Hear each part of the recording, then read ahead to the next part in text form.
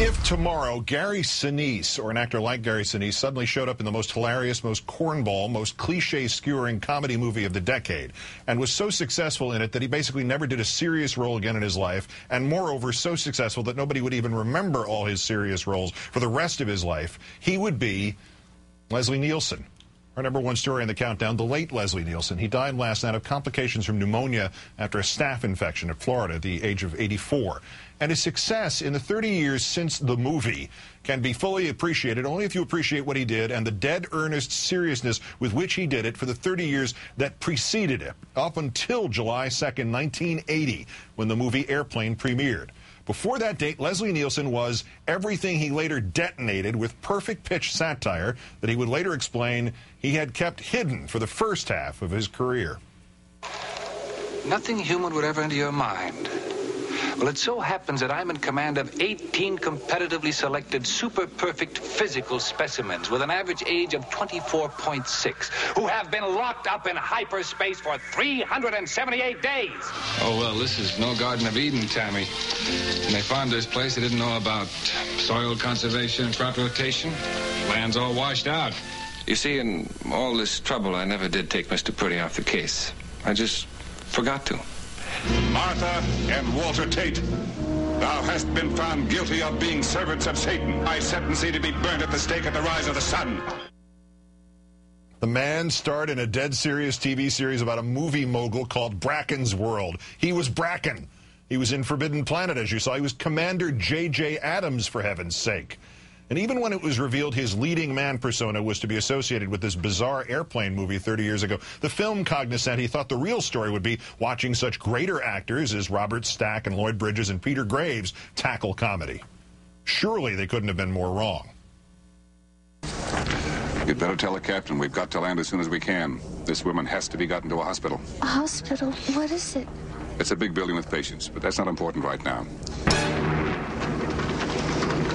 Captain, how soon can you land? I can't tell. You can tell me. I'm a doctor. No, I mean, I'm just not sure. But can't you take a guess? Well, not for another 2 hours. You can't take a guess for another 2 hours? Both pilots. Can you fly this plane and land it? Surely you can't be serious. I am serious. And don't call me Shirley. Leslie Nielsen stole that film from his first scene to the last time somebody finished playing the movie 10 minutes ago. But his genius as a deadpan fall guy was in his ability to do it more than once. That was shown in the Police Squad TV series 2 years later. There'd been a recent wave of gorgeous fashion models found naked and unconscious in laundromats on the West Side. Unfortunately, I was assigned to investigate holdups of neighborhood credit unions. You're right on time, Lamekins. Make yourself a drink, baby. No, thanks, Dutch. Who are you, and how did you get in here? I'm the locksmith. And I'm the locksmith. Oh, poor Ralph. Do you know what it's like to be married to a wonderful man for 14 years? No, I can't say that I do. I did live with a guy once, though, but that was just for a couple of years. Oh. Usual slurs, rumors, innuendos people didn't understand. Oh. Ran him out of town like a common pygmy. And even when TV chickened out on a cornucopia of satire because it didn't have a laugh track, even the movie studios recognized the golden goose when it pooped on them, and they gave us The Naked Gun. Lieutenant, the feeling is mutual. Nice to meet you, too. Cuban? No, Dutch-Irish. My father was from Wales. Where's Nordberg? He's right here, Frank. Right. Nordberg. Me. Frank, your buddy.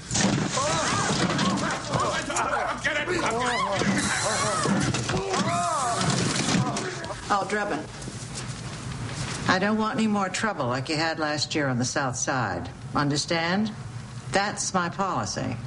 Yes, well, when I see 5 weirdos dressed in togas stabbing a guy in the middle of the park in full view of 100 people, I shoot the bastards. That's my policy. That was a Shakespeare in the Park production of Julius Caesar, you moron.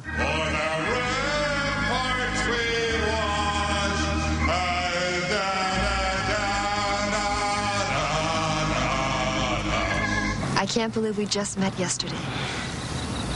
You really mean that, Jane? You're not just saying it because we exchanged bodily fluids. Oh, no, I really mean it. You're very special. Can I interest you in a nightcap? No, thank you. I don't wear them. How funny was Leslie Nielsen? Funny enough that in his films, O.J. Simpson still seems funny. The movies are often dismissed as lowbrow. The wordplay, the insight, the performances suggest anything but. On the other hand, the whoopee cushion, that was lowbrow, and he was never without it. My friend, his Airplane co-star Kareem Abdul-Jabbar, blogged today about it. He would often engage the casual acquaintance in what seemed to be a serious conversation while he manipulated a whoopee cushion, causing that person to look around and try to figure out what exactly was going on. How casual an acquaintance? That takes us back to Nielsen's reputation before Airplane. The serious, handsome, leading man with no comedy credits broke out the whoopee cushion on the greatest star in basketball the day they met at the start of the filming of Airplane. I don't want to grow up. I want to grow down. You're not going to do that business anymore, are you? Which business? That, you know, that you would... You mean that? Yeah. No, I won't do it anymore. That's the other thing about the humor is you have to pay attention to it. There's so many young people growing up, 10, 11, 12, and they're getting this picture for the first time. So I'm getting a lot of them call me silly. When you leave this veil of tears, as they say, and they roll your name up on the NBC News, and they say Leslie Nielsen has moved into the great beyond, and they run a clip from Naked Gun. Is that going to be okay with you? A clip from Naked Gun? I think that the epitaph should be, "Let 'em rip." Thank you. Excuse me. That's November 29th, 27 days since Republicans took control of the House. Mr. Boehner, where are the jobs? I'm Keith Olbermann. Good night and good luck.